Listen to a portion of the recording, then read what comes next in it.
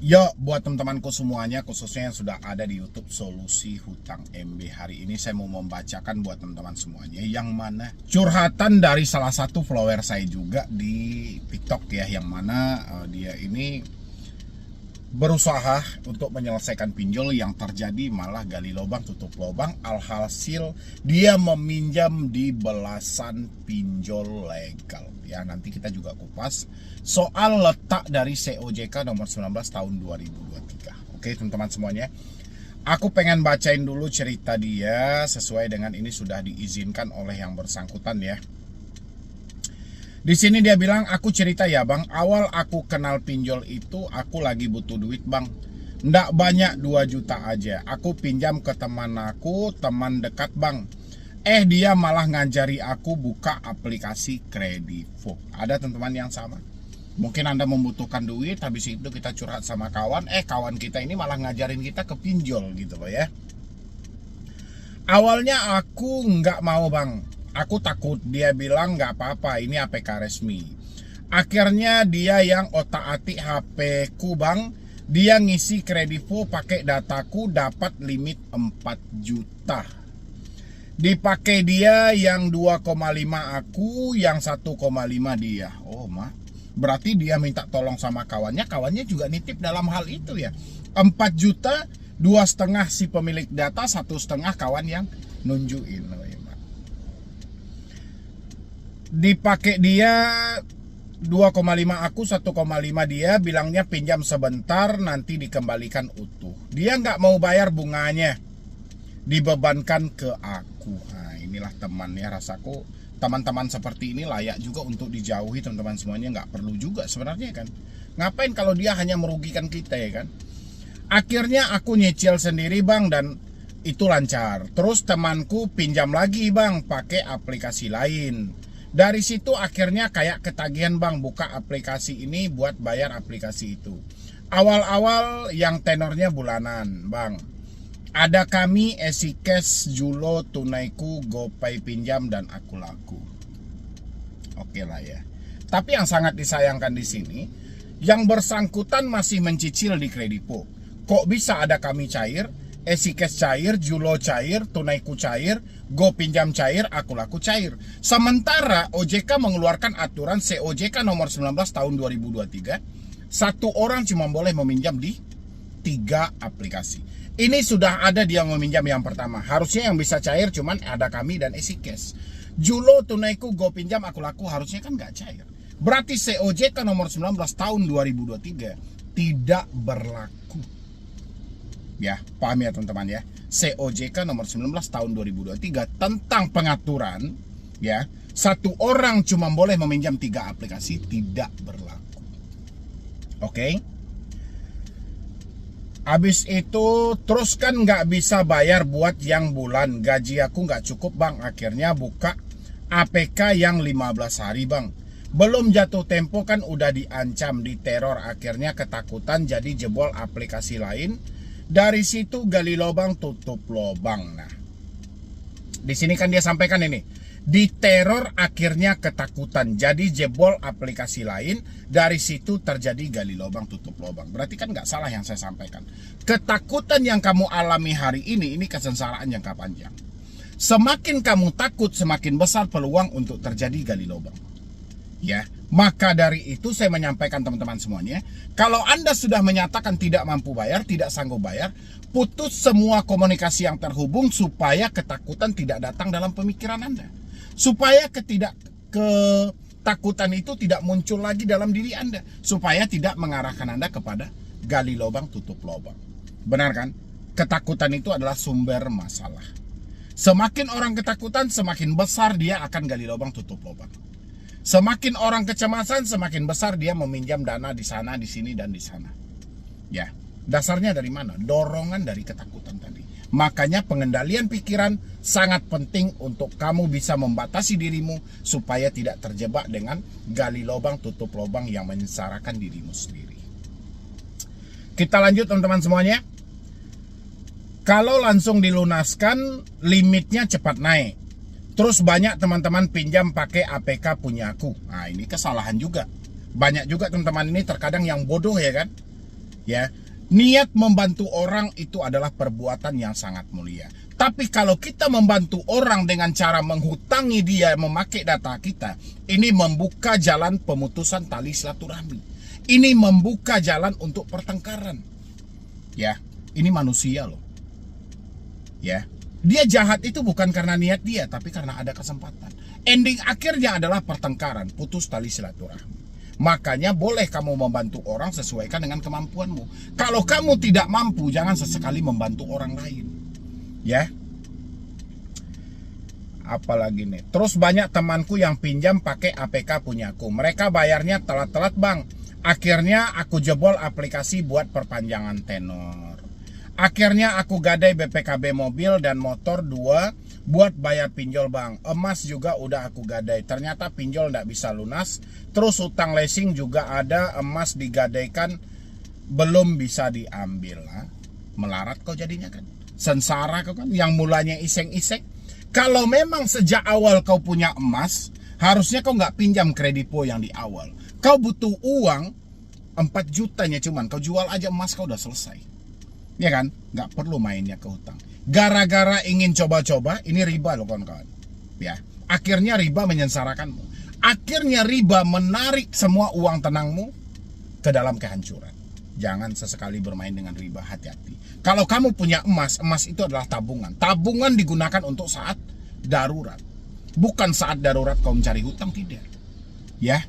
Sadar, belajarlah dari kesalahan yang ada. Akhirnya makin rugi kan. BPKB mobil tergadai, motor tergadai, semuanya tergadai.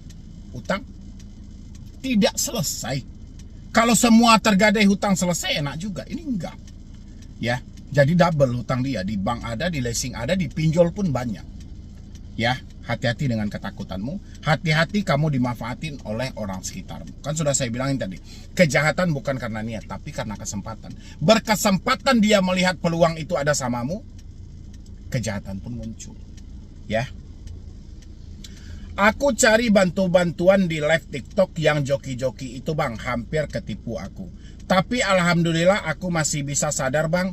Terus aku akhirnya memutuskan untuk berani galbay karena udah capek rasanya. Udah capek rasanya. Tiap tanggal ada jatuh tempo, tiap malam gak bisa tidur mikirin besok jebol APK apa ya buat bayar. Deg-degan setiap hari, kartu kredit juga dipinjam teman.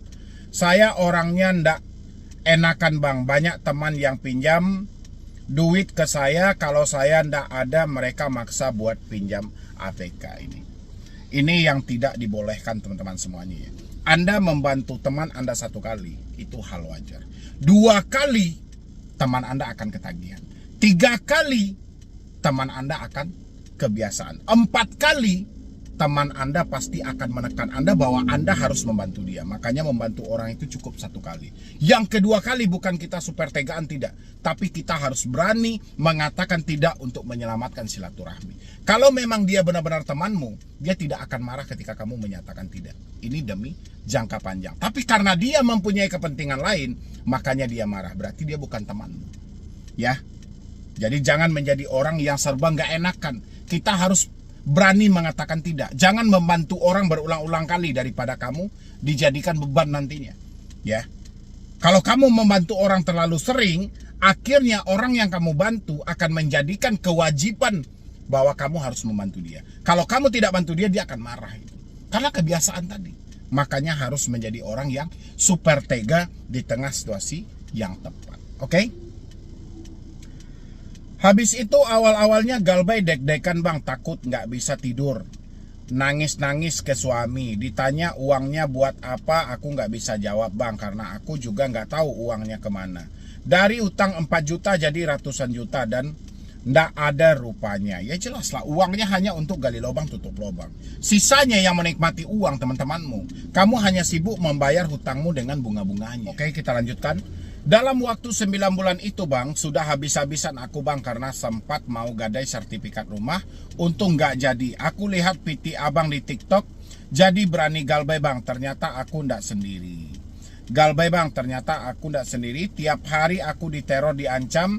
Tiap hari ditelepon di kantor. HRD juga ditelepon DC. Sebelum dipanggil HRD, aku menghadap dulu bang. Aku bilang sedang diproses galbay dan minta maaf apabila ada yang mengganggu ke nomor perusahaan. Aku kan kerja di RS ya bang, jadi tiap hari DC itu ganggu pelayan. Untung HRD ngertiin keadaan aku bang, jadi agak tenang walaupun ada rasa malu ke teman-teman. Tapi sekarang udah bodo amat bang, aku mau fokus buat bayar yang BPKB itu bang. Benar-benar gila aku waktu itu bang, tidak sadar udah kena pinjol sampai ratusan juta dalam waktu 9 bulan aja. 9 bulan kita mundurkan aja ke tahun 2024 dari sekarang ya kan. Dari sekarang ke 2024 9 bulan berarti terjadi sekitaran di bulan 3 atau di bulan 4. Ya, di bulan 3 atau di bulan 4 berarti antara Maret dan April. Sementara COJK nomor 19 tahun 2023 berlaku sejak Januari 2024. Ya. Kalau memang COJK ini berlaku, harusnya Mbak ini tidak terlalu menjadi korban dari pencairan-pencairan tanpa batas tadi. Kalau memang pinjol ini mempunyai credit scoring seperti yang disampaikan oleh OJK, dalam COJK-nya tidak ada orang yang dimiskinkan. Ya, tapi ya, pembusukan aturan itu selalu ada. Aturan itu dirancang sedemikian rupa tapi tidak pernah ditaati. Ini yang menjadi masalah besarnya kawan-kawan semuanya. Habis itu lagi sempat putus asa aku bang, kayak mau nyerah saking aku lihat anak-anakku bang dan butuh mamanya. Jadi aku kuatkan diri, kuatkan mental, cari pengetahuan di video-videonya abang. Akhirnya aku bisa kuat dan suami juga dukung. Doain aku ya bang, terima kasih bang udah mau baca cerita aku. Aku galbay sekitaran 15 APK lebih bang. Duh, terorannya ngeri-ngeri sedap. Sekarang udah nggak kuat bang, udah nggak takut disebar data. Udah aku anggap lunas jadi ndak beban. Ya bagus sih sebenarnya ya. Aku sebut APK-nya bang, ada kami, EasyCash, Julo, Dana Rupiah, 360 Kredi, KTA Kilat, Uatas, Pin Plus, Pinjam Yuk, Pinjam Duit, Superbank, Alobank, Bank Neo, Uang Mi, Tunaiku. Ini belum termasuk dengan ini ada tambahannya Bantu Saku, belum termasuk lagi dengan bank, leasing dan lain sebagainya. Ya. Apa yang bisa kalian ambil dalam hal ini? Sejauh yang saya pahami di sini kalau saya pribadi ya.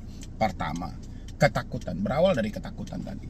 Ketidakmampuan Anda dalam mengendalikan pemikiran akhirnya mengarahkan Anda kepada sesuatu yang sangat besar. Yang seharusnya Anda tidak masuk dalam permasalahan besar, akhirnya Anda dipaksa untuk masuk ke dalam masalah tersebut. Ya, ini yang paling pertama.